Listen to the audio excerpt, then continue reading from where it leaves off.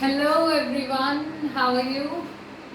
So today 10th class we are starting with the new class for Monday test revision. It's 22nd of May today and कल हमने कौन से topics discuss कर लिए थे for revision. We have already done this chapter. I hope you all know this कि हम ये chapter कर चुके हैं, इसके question answers कर चुके हैं, इसके extra questions कर चुके हैं, but we are again revising it for the purpose of Monday test. Monday test के syllabus में federalism आएगा, ये भी सबको पता है. कल हमने 3 चीजें डिस्कस की थी. Definition of federalism. Second, what is the difference between unitary nation and a federal nation? Third thing, what was the difference of federalism or the power sharing between Belgium and Sri Lanka? Fourth, the features of federalism. 4 चीजें हम कल discuss कर चुके हैं. Now we will continue the chapter. Revise करना आगे continue करते हैं. नेक्स्ट टॉपिक जो बहुत इंपॉर्टेंट टॉपिक है फेडरलिज्म में समझना, वो ये है what is the difference between coming together federation and holding together federation. Federations और federalism is of 2 types, coming together and holding together. इन दोनों में क्या डिफरेंस है ये डिस्कस करना है. कमिंग टुगेदर, पहले वर्ड से हम समझेंगे चीज को, that these are different nations, these are coming together to form one. Definition यहीं से समझ में आ गई. Independent states, यहाँ पे जब भी state बोला जाए in political science, when you really refer to the term states, it does not mean only state, it means country as well. A particular land boundary which has its own sovereignty, that is termed as state. Sovereignty मैंने क्या बताई थी कि आप अपने matters पे खुद law बना सकते हो. सिर्फ India is a sovereign country, that means India के इंटरनल मैटर्स पे और इंडिया के एक्सटर्नल मैटर्स पे कोई हमें इंटरफेयर नहीं कर सकता. इंडिया खुद अपने लिए लॉ बनाएगा, किसी और का राज नहीं है. This was termed as sovereignty. तो इंडिपेंडेंट स्टेट्स या इंडिपेंडेंट कंट्रीज जब खुद से एक साथ आ जाएं to form a bigger unit, when independent states come together to form a bigger unit so that by pooling sovereignty, pool करना होता है जोड़ना. sovereignty अभी हमने डिस्कस की कि जब वो अपनी पावर्स ये ना कहे कि मेरी पावर है, जब वो पूल कर ले अपनी sovereignty को, अपने एरिया को जोड़ ले, they can increase their security. Identity भी चेंज हो गई, अब वो कंट्री नहीं रही जो पहले थी. आइडेंटिटी चेंज हुई है, सॉवरेनिटी चेंज हुई है, बट सिक्योरिटी बढ़ गई है. कोई भी कंट्री छोटी होती है, जब कोई भी state independent, when it's really small in size, तो उसको मिलिट्री अटैक्स का बहुत डर है. कोई भी इंटरनेशनल ऑर्गेनाइजेशन में उनका कोई इंक्रीज से नहीं होता है, उनकी कोई बात ज़्यादातर उनको इम्पोर्टेंस नहीं दी जाती है, क्योंकि एरिया छोटा है तो ऑब्वियसली पैसा कम होगा, पैसा कम है तो डेवलपमेंट कम है, डेवलपमेंट कम है तो टूरिज्म कम है, बहुत सारे फैक्टर्स होते हैं. तो जब भी कोई कंट्री है इंडिपेंडेंट स्टेट बहुत स्मॉल इन साइज होता है, उसके पास ह्यूमन कैपिटल कम है, प्रोडक्शन कम है, सिक्योरिटी कम है, तो ये इंडिपेंडेंट स्टेट्स क्या करते हैं, एक साथ मिलकर बड़ा स्टेट, बड़ी कंट्री बना रहे हैं. Okay, so this is known as coming together. Coming together federation means when many of the independent states come together to form a bigger unit so that by pooling sovereignty, अपनी sovereignty को जोड़ने से they increase their security. अब कोई बड़ा nation हो गया इतना, अब उन सबकी आर्मी मिल गई, सबकी पावर्स मिल गई, सबके रिसोर्सेज मिल गए, अब उन पे अटैक करना इजी है, पहले इजी था, तो सिक्योरिटी बढ़ गई. ये था कमिंग टुगेदर. अब डिस्कस करेंगे होल्डिंग टुगेदर. बहुत ही बड़ी कंट्री है, गवर्नेंस इसकी इजी नहीं है, there are many parts of it. ठीक है, अब इन पार्ट्स को जोड़ के रखना इज होल्डिंग टुगेदर. जब हम मिला के रखें, country decides to divide its power between constituent states and the national government.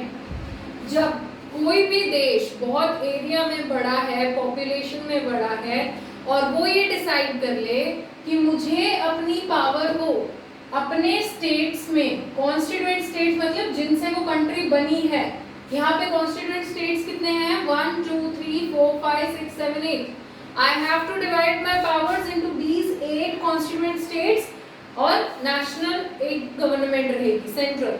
यही फेडरलिज्म में हमने पढ़ा था कि power sharing between central authority and constituent units.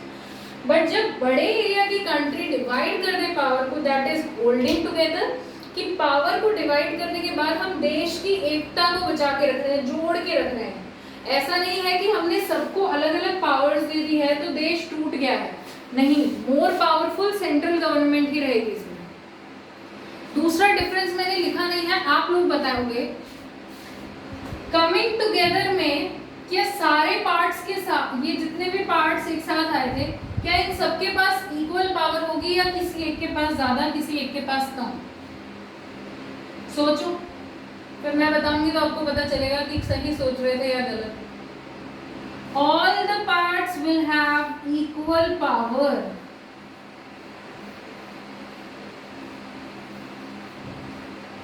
सारे छोटे छोटे स्टेट्स थे, कंट्रीज थी, जब उन्होंने डिसाइड ही कर लिया कि हम सब मिलेंगे तब ये बड़ी कंट्री बनेगी, यूनिट बनेगी, तो क्या किसी की पावर अनइक्वल इक्वल हो सकती? नहीं, सबको इक्वल ही मिलेगी, क्योंकि इन सबके मिलने से ही ये बड़ी यूनिट बनी है। तो ऐसा नहीं होता है कि किसी एक पार्ट को ज्यादा पावर मिल जाए, किसी एक को कम। ऑल द पार्ट्स और all the constituent units in coming together federation have equal powers. अब मैं आपको दो स्टेटमेंट दे रही हूँ, ट्रू एंड फॉल्स बताओगे आप। In coming together federation all the constituent states have equal power. True. In coming together federation, the nations pool their sovereignty. True. In coming together federation, all the states do not have equal status. False. I hope आपको समझ में आ गया। Independent state एक साथ मिले, coming together साथ में आ गए, वर्ड से ही समझ गए आप। साथ में आने के बाद उन सबको इक्वल पावर मिली है। ऐसा नहीं है किसी का स्टेट इक्वल है, उन्होंने अपनी सॉवरेनिटी को जोड़ा है, अपनी सिक्योरिटी को बढ़ाया है। होल्डिंग टुगेदर में हमने देखा कि पावर डिवाइड की थी उन्होंने, नेशनल गवर्नमेंट एक अलग से है, तो क्या सबके पास इक्वल पावर हुई? No equal power.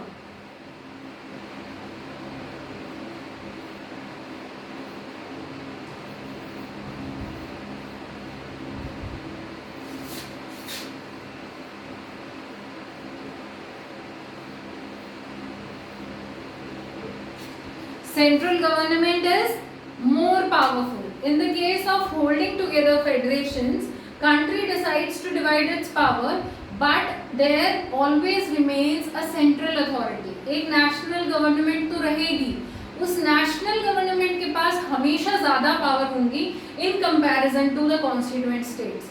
तो holding together federation में equal power नहीं होती है, coming together में power equal होती है। अब example और देख लो, यहाँ पे आप एग्जाम्पल लोगे USA, United States of America, unite किया है, ऑस्ट्रेलिया, दो एग्जाम्पल्स काफी हैं। These are examples of coming together federation.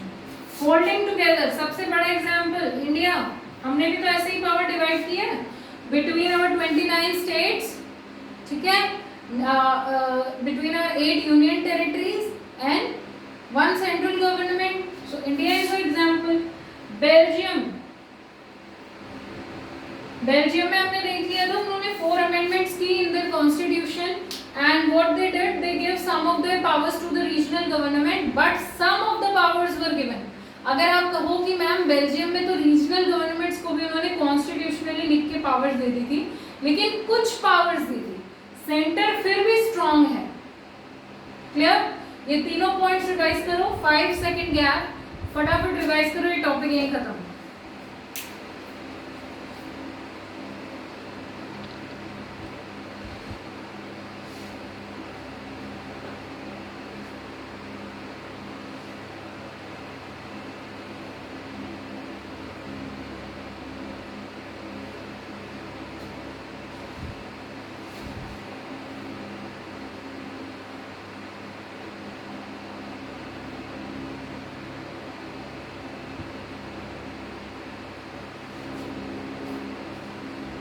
I hope आपने रिवाइज कर लिया है, कोई डाउट नहीं है। अगर कोई डाउट हो तो प्लीज मुझसे पूछ लें।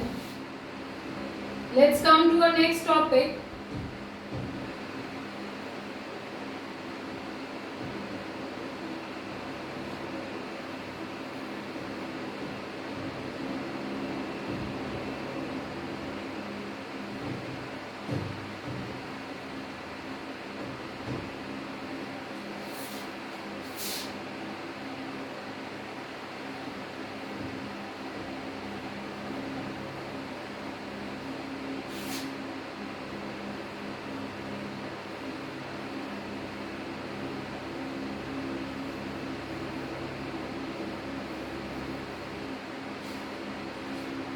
नेक्स्ट टॉपिक स्टार्ट करने से पहले मैं आपसे एक रिक्वेस्ट करना चाहती हूँ कि ये वीडियोस जो रिवीजन की बनती हैं ये आपके लिए है।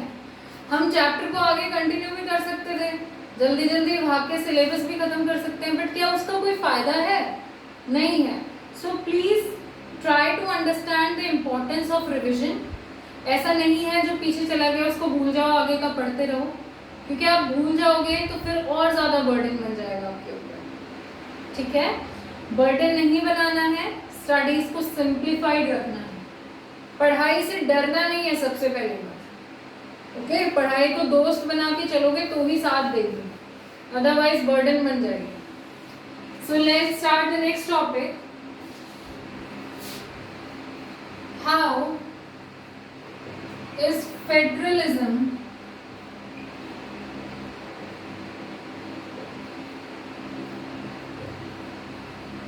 practiced in India?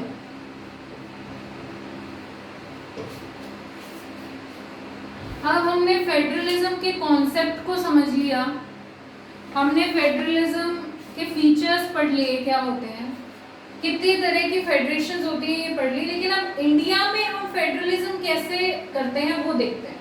इंडिया में पावर शेयरिंग कैसे है, इंडिया में फेडरलिज्म कैसे प्रैक्टिस हो रहा है, ये क्वेश्चन अगर मैं आपको दूं तो आपको ऐसे ही एक्सप्लेन करना है। Okay, we have divided the subjects और the topics into 3 parts. First is union list, second is state list, third is concurrent list।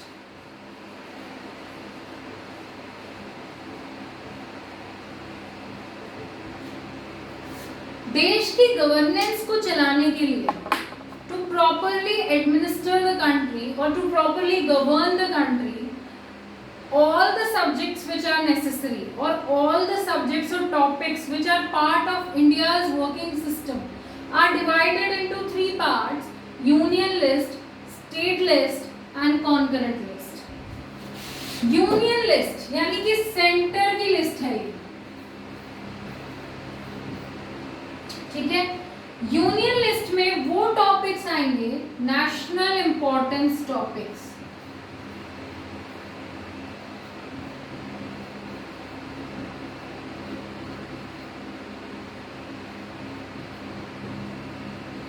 which need uniform law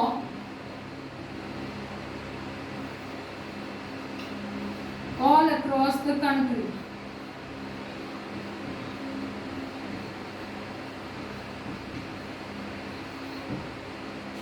okay, union list का मतलब है सेंटर की list, ये समझ में आया। अब इसमें हम कौन से टॉपिक्स लिखने वाले हैं?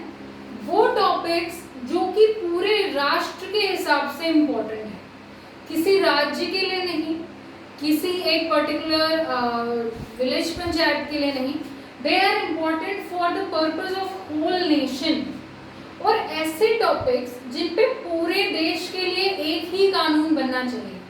अगर एक कानून नहीं बनेगा तो देश में यूनिटी नहीं रहेगी। आप एग्जाम्पल से समझ पाओगे आप ये बात।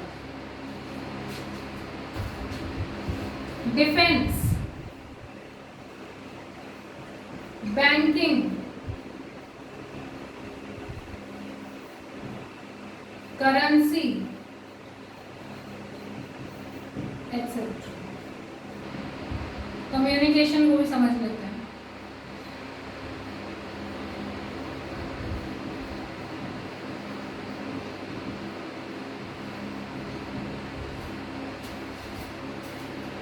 ऐसे टॉपिक्स जिन पे पूरे देश में एक ही कानून होना चाहिए, otherwise the country will disintegrate. कैसे? डिफेंस को मान के चलो, आर्मी की रिक्रूटमेंट के लिए सब जगह एक ही लॉ होता है, ठीक है। आर्मी जो है देश की, वो पूरे देश की है। ऐसा तो है नहीं कि आर्मी अलग से पंजाब की है, या आर्मी अलग से छत्तीसगढ़ की है, आर्मी अलग से JNK। The national army, the Indian Navy, the Indian Army, the Indian Air Force, or Indian Coast Guard, or BSF, or CRPF, or anything, all the powers, all the army or the defense is not part of any state. They are part of the whole country. वो पूरे देश के लिए एक ही है। तो ऐसे topics, अब बैंकिंग को लगाओ। अगर आपको पता चले कि आपको यहाँ पे जो लोन दिया जा रहा है, ठीक है, वो बहुत ज़्यादा इंटरेस्ट रेट पे है, लेकिन कहीं पे अमीरों को बहुत कम इंटरेस्ट रेट पे लोन मिल रहा है, तो क्या आप लोग प्रोटेस्ट नहीं करोगे? करोगे। बट अगर इस पे सेंट्रल गवर्नमेंट ने लॉ बनाया और यूनिफॉर्म लॉ, यूनिफॉर्म का मतलब एक जैसा, इक्वल लॉ बना दिया, when the interest rate over your area is also the same as the interest rate in any other area, so then will you protest? नहीं, कि उनसे भी उतना ही इंटरेस्ट रेट ले रहे हैं और हमसे भी उतना ही ले रहे हैं, so it's okay। पॉलिसी कोई भी बनती है, राशन डिस्ट्रीब्यूशन एग्जाम्पल ले लेते हैं, PDS, पब्लिक डिस्ट्रीब्यूशन सिस्टम। तो क्या सब शहरों के लिए अलग लॉ है कि इस शहर के गरीब को ही राशन मिलेगा या दूसरे को नहीं मिलेगा? सबको मिलता है। तो उसके लिए यूनिफॉर्म पॉलिसी कौन बनाएगा? सेंटर। तो ऐसे सब्जेक्ट्स जिनके लिए हमारा एक लॉ होना जरूरी है, otherwise protest will occur, civil strife, civil conflicts will occur, वो टॉपिक कहाँ आ जाते हैं? यूनियन लिस्ट में। I hope this is clear to you. All the topics of national importance, come on, repeat it with me. All the topics of national importance which need the same law or the uniform law across the whole country are included in the union list. For example, defense, banking, communication, etc. ठीक है? Currency, पूरे देश में 1 रुपए की इतनी ही value है, या फिर आपके गांव में अलग वैल्यू है, मेरे गांव में अलग वैल्यू है? सबके यहाँ पे एक ही वैल्यू है, तो करेंसी भी इक्वल हुई। लेकिन अगर ये टॉपिक स्टेट लिस्ट में आ जाता, ठीक है, तो महाराष्ट्र वाले कहते हैं कि 1 रुपए में हम तो, हमारी तो ये वैल्यू है, हरियाणा वाले कहते हैं हमारे यहाँ तो 1 रुपए की बहुत ज्यादा वैल्यू है, तो डिफ्रेंसिएशन हो जाता, स्टेट्स अपनी सोचने लगते, यूनिटी नहीं रहती। सो इसलिए टॉपिक्स कहाँ डाले गए? Union list. ठीक है, स्टेट लिस्ट, ये हर स्टेट की अपनी खुद की होगी, मतलब कि ऐसा नहीं है कि हर स्टेट के टॉपिक अलग है, टॉपिक सेम है, लेकिन इनमें वो सब्जेक्ट्स आते हैं, subjects on which state government will make law.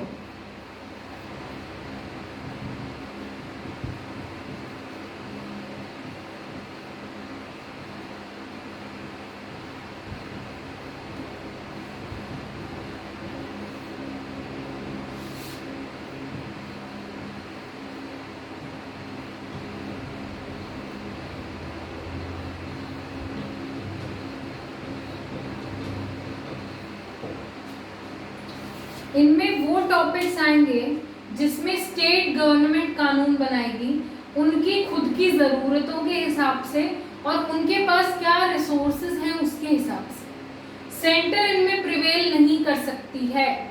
अगर सेंट्रल गवर्नमेंट ऐसे ही बोले अपनी मर्जी say that now I will make, मेरे मन है तो मैं तुम्हारी स्टेट लिस्ट में से एक टॉपिक उठा के उस पर लॉ बना सकता हूँ, क्या ये पॉसिबल है? नहीं। तो मैं आपको यहाँ पे एक स्टेटमेंट दे रही हूँ, ट्रू और फॉल्स बताना। State government can form laws on topic in the union list. No. Central government can make laws on the topic in state list. No. State list have the subjects on which state government will make laws. True. तो इसमें वो topic आते हैं जिन पे राज्य सरकार खुद के लिए कानून बनाएगी, जिसमें सेंट्रल गवर्नमेंट का कोई इंटरफेरेंस नहीं होगा, अपनी जरूरत के हिसाब से, अपने रिसोर्सेज के हिसाब से। अब देखो एग्जांपल से समझो। Agriculture, police, trade, irrigation,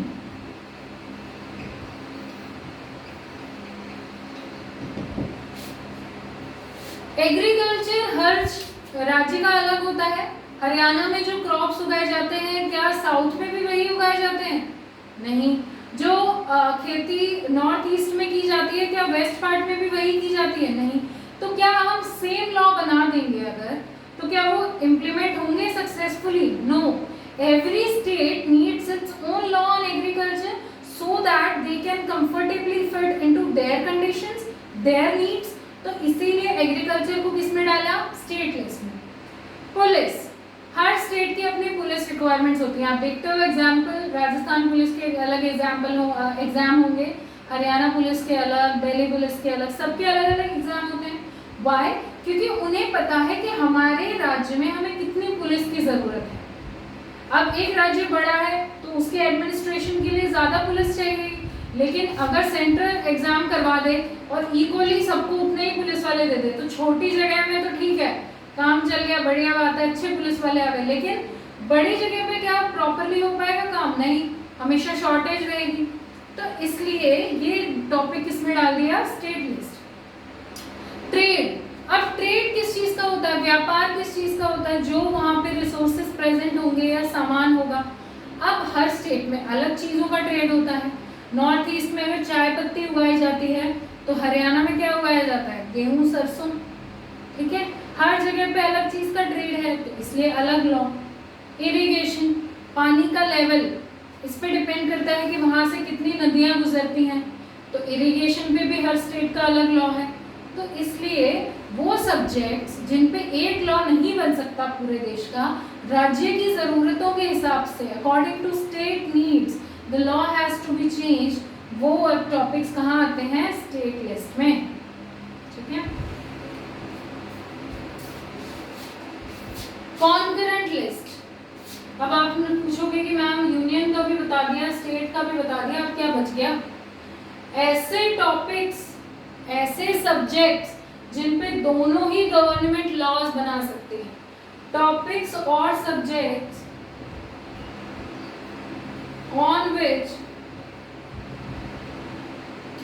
both the government can make laws.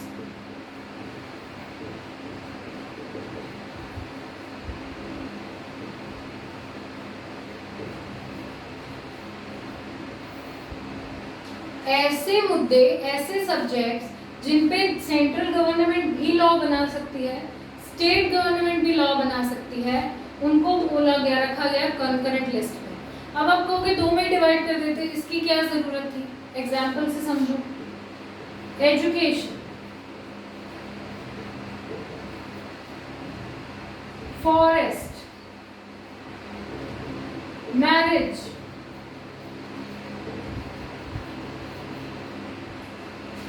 अब एजुकेशन के लिए एक सेंट्रल अथॉरिटी भी लॉ बनाती है, CBSE, NCERT, they make laws for you that is applicable to whole of the country. But आपके हरियाणा में अगर हिंदी मीडियम भी कुछ बच्चे हैं, जरूरी है क्या दिल्ली में भी होंगे, महाराष्ट्र में भी होंगे, तमिलनाडु में भी होंगे? नहीं। तो उनकी कुछ स्टेट नीड्स भी हैं। ऐसा भी नहीं होना चाहिए कि अपने राज्य सरकार का एजुकेशन लेवल इतना कम हो जाए कि बाकी देश के बच्चों के कंपैरिजन में कम पड़ जाए। तो इसलिए इन टॉपिक्स को उन पे कॉन्करेंट लिस्ट में डाला है, जिसपे दोनों लॉ बना सके। सेंटर का लॉ सीबीएसई वाला भी इम्प्लीमेंट हुआ, फिर अगर कोई ऐसी जरूरत बच गई है जिस पे राज्य सरकार को ध्यान देना चाहिए तो स्टेट गवर्नमेंट उस पर लॉ बना देगा। Clear? Haryana government, Haryana board के भी एग्जाम्स होते हैं, they are according to the state needs. Okay, आपके सीबीएसई सेंट्रल लॉ भी होते हैं, तो वो सब्जेक्ट्स हैं जिनपे दोनों लॉ बना सकते हैं। मैरिज, शादी के लिए एक यूनिफॉर्म लॉ भी होना चाहिए, वरना जहाँ का लॉ अच्छा लगेगा लोग वहाँ जाके शादी करेंगे। तो सेंट्रल गवर्नमेंट भी लॉ बनाती है, स्टेट के अपने लॉज होते हैं, मतलब डिफरेंट कल्चर हैं शादी करने के। जरूरी नहीं है कि एक तरीका बना दिया सेंटर ने उसी तरीके से शादी करोगे आप, सबका अपना कल्चर है, we have different ethnic diversity, तो उसके हिसाब से आप आराम से अपने हिसाब से शादी कर सकते हो। तो ऐसे टॉपिक्स जिन पे सेंटर और स्टेट दोनों लॉज बनाएंगे अकॉर्डिंग टू देयर नीड्स, वो आते हैं कॉन्करेंट लिस्ट में। अब अगर आपसे एक चीज पूछूं, सबसे ज्यादा टॉपिक्स कौन सी लिस्ट में है? Union list. हमने कमिंग टुगेदर फेडरेशन में देखा था इक्वल पावर थी, बट होल्डिंग टुगेदर में क्या थी? सेंटर के पास ज्यादा पावर थी। तो इंडिया होल्डिंग टुगेदर का एग्जाम्पल था, तो सेंटर के पास ज्यादा पावर है, तो सबसे ज्यादा टॉपिक्स यूनियन लिस्ट में। अगर कॉन्करेंट पे भी दोनों ने लॉ बनाया और कोई कंफ्लिक्ट आ गया, कोई विवाद आ गया दोनों के लॉज में, उन्होंने कुछ बना दिया इन्होंने कुछ, और दोनों कॉन्ट्राडिक्टरी हैं, तो किसका लॉ प्रिवेल करेगा? किसके लॉ को इंपॉर्टेंस दी जाएगी? Central law, because centre is important in our federalism. ठीक है, अब कुछ सब्जेक्ट्स ऐसे रह गए थे जो ये तीनों लिस्ट तो बन चुकी थी, बट इनके बाद भी ऐड हुए, मतलब कुछ न्यू रिसेंट टेक्नोलॉजीज की वजह से भी सब्जेक्ट आते हैं। फॉर एग्जाम्पल आप आईटी ले लो, जरूरी नहीं है जब हमारी इंडिपेंडेंस हुई हमने संविधान लिखा तब आईटी इतनी स्ट्रॉन्ग थी, आज आप 5G के जमाने में पहुंच गए हो। ठीक है, तो जो टॉपिक्स बाद में आए और वो इन तीनों ही लिस्ट में इंक्लूडेड नहीं है, उन्हें बोला जाता है रेज्यूडरी सब्जेक्ट्स।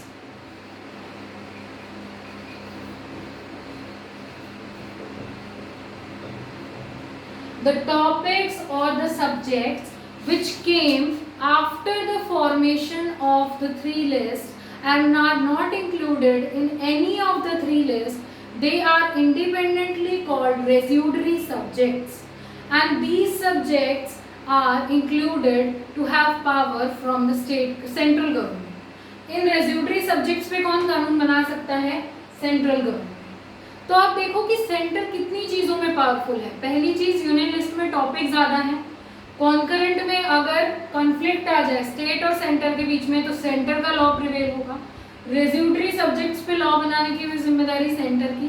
तो centre is always stronger than the states in holding together federation like India. Clear? इसको 5 सेकेंड में रिवाइज करो बोर्ड को फटाफट।